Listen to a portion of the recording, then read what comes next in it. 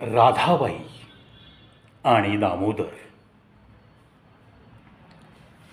आपल्या भारत देशातील ही खूप सन्माननीय नावं आहेत.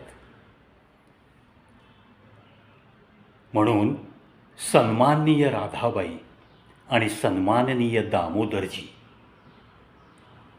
असा मी या आईवडिलांचा उल्लेख करतो. प्रत्येक अपत्याला आपले आईवडील देवासमान असतात, यात काहीच शंका नाही. अमोक यांचा हा मुलगा ही तुमची आमची सामान्यांची ओळख. प्रशांत विजयराजे हा विजयराजेंचा मुलगा, ही माझी ओळख. शोभा आणि विजय यांचा हा एक मुलगा. माझ्या आईवडिलांचं नाव, आईचं नाव शोभा आणि वडिलांचं नाव विजय. पण जगप्रसिद्ध व्यक्तिमत्वाचे हे आई आणि वडील, आणि म्हणून त्यांचा उल्लेख सन्माननीय राधाबाई आणि सन्माननीय दामोदरजी असाच मी करणार. लाखो वेळा, कोटी वेळा करणार. आणि कोटी कोटी नमन करणार त्या माऊलीला, जिच्या पोटी असा हा एक देशभक्त जन्माला आला. कोणाविषयी बोलतोय मी? मित्रांनो, आज 28 फेब्रुवारी 2026, 60 वर्षापूर्वी ज्या व्यक्तीला, ज्याचं दहन होऊन जी व्यक्ती अनंतात विलीन झाली, तसं पाहिलं तर विनायक दामोदर सावरकर यांच्याविषयी मी बोलतोय हे तुम्हाला आता जाणवलंच असेल. कारण 28/5/1883 रोजी जन्मलेले विनायक दामोदर सावरकर हे व्यक्तिमत्व, ही व्यक्ती, ही देशभक्त व्यक्ती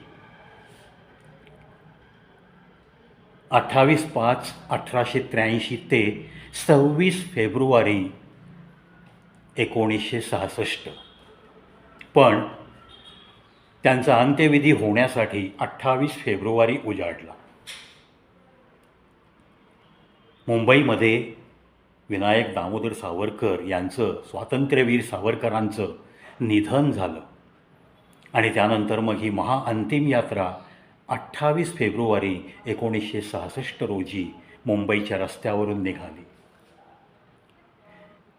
अंतिम यात्रा.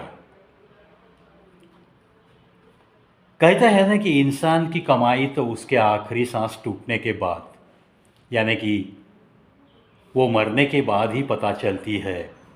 कहाँ पे शमशान तक छोड़ने के लिए कितनी भीड़ आती है, उसी पे ही उसने क्या किया है ज़िंदगी में, ये सब कुछ समझ में आता है. आत्ताच्या काळाशी नका त्याची तुलना करू. आज फक्त ॲम्ब्युलन्समधनं असतील तर घरातली 1-4 माणसं, आणि ॲम्ब्युलन्सच्या मागं घरात असतील तर त्यांच्या 1-2-4 मोटरसायकल, आणि अजून 1-2-4 मोटरसायकल. अहो, आजकाल 25 माणसं आली तरी वा क्या बात आहे, काय गर्दी होती ना अंत्यविधीला, अशी चर्चा आजकाल होते. याच्याही पुढं काळ गेला आहे. अंत्यविधीचं पॅकेज निघालं आहे असं मी ऐकतो आहे.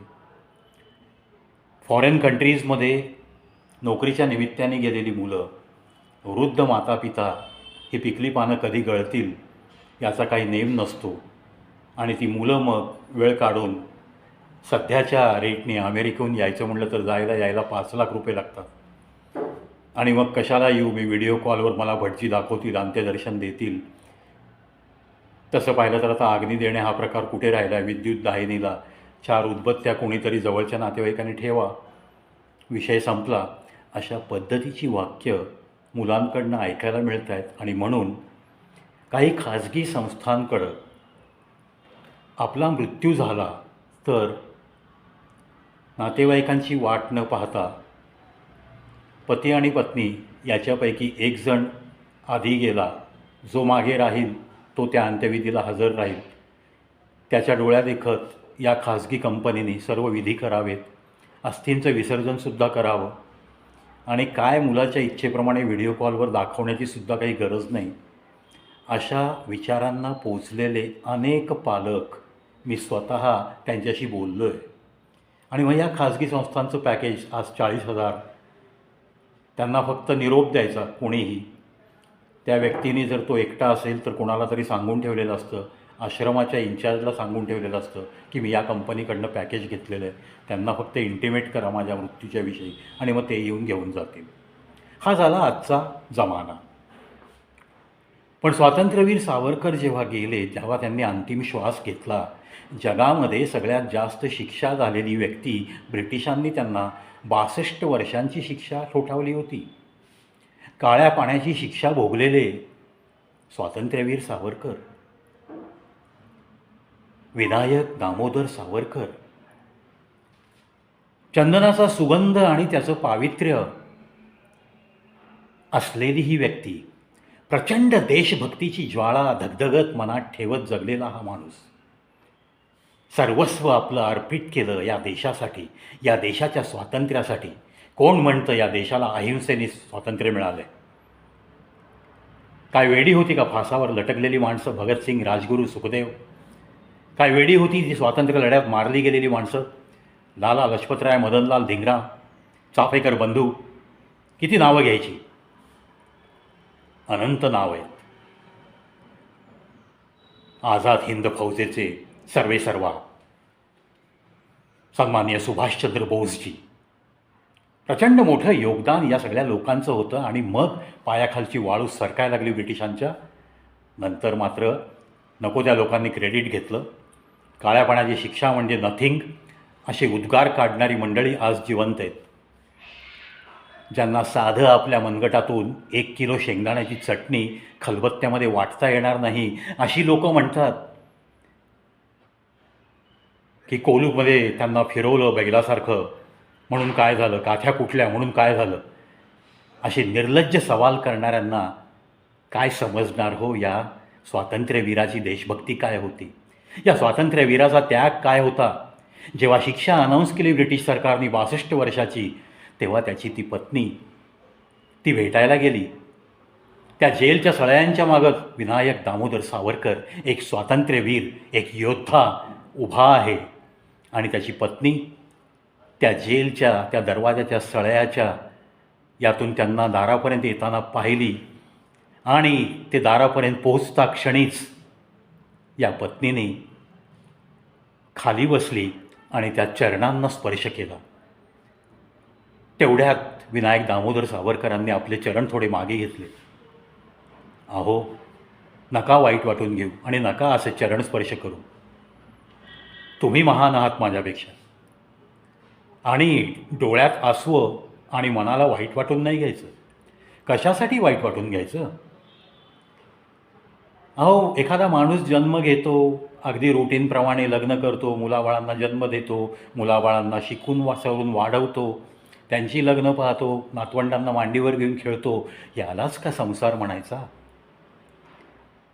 मग पक्षी पण हाच संसार करतात ना. काटक्या गोळा करतात, घरं बांधतात, अंडी घालतात, पक्ष्यांचं संगोपन करतात, पिलांना मस्तपैकी उडता येईपर्यंत त्यांना आपल्या घरट्यात ठेवतात, आणून अन्नाचा कण कण त्यांना खाऊ घालतात.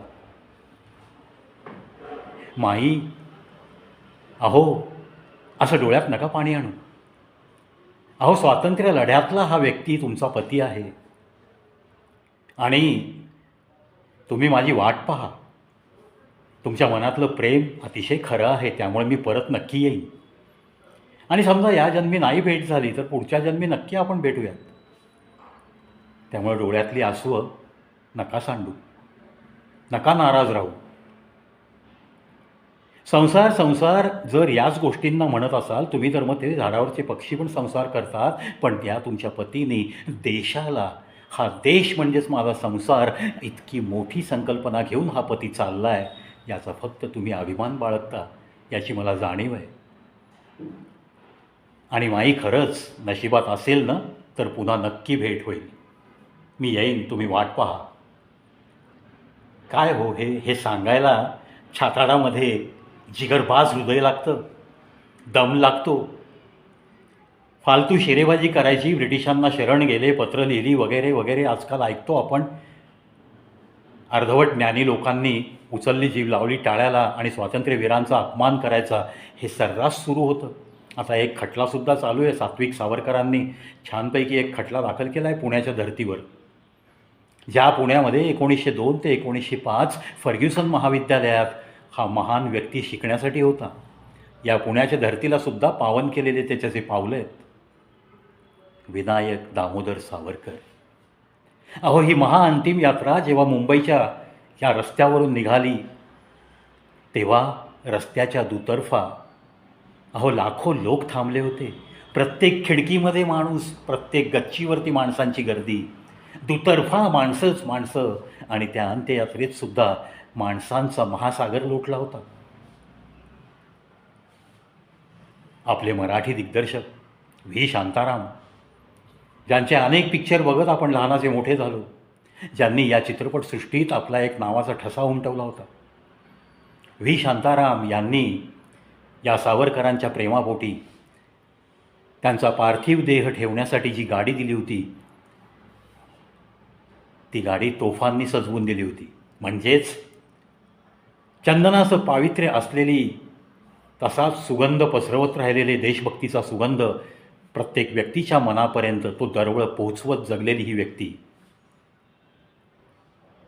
एक अतिशय खमक नेतृत्व, एक अतिशय कणखर नेतृत्व, प्रचंड देशभक्ती असलेली ही एक सात्विक व्यक्ती. एक मोठं पर्व संपलं अशा शब्दात व्ही शांतारामजींनी उल्लेख केला होता. आणि या महाअंतिम यात्रेत अक्षरशः दुतर्फा थांबलेली माणसं श्रद्धासुमन अर्पित करण्यासाठी, फुलांच्या पाकळ्या त्या पार्थिवावर उधळण्यासाठी उत्सुक होती.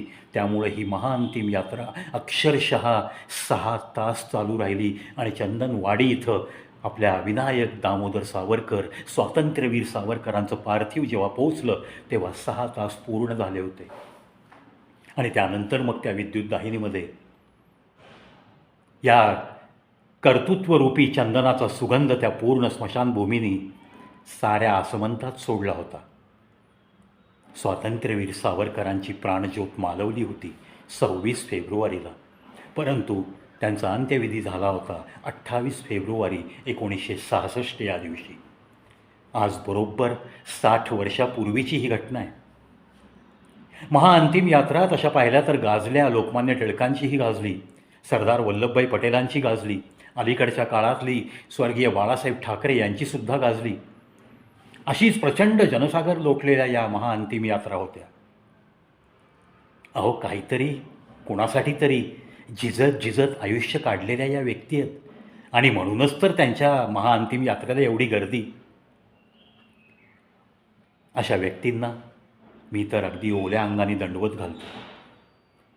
स्वातंत्र्यवीर सावरकरांनी भोगलेल्या यातना तुम्ही जर पुस्तकात जरी वाचाल ना तर तुमच्या डोळ्यातनं आपोआप आसू येतील, प्रोव्हायडेड छाताडात हृदय असेल तर नक्की येतील. नुसत्या त्या आठवणी काढल्या तरी माझा गहिवर दाटून आला आहे.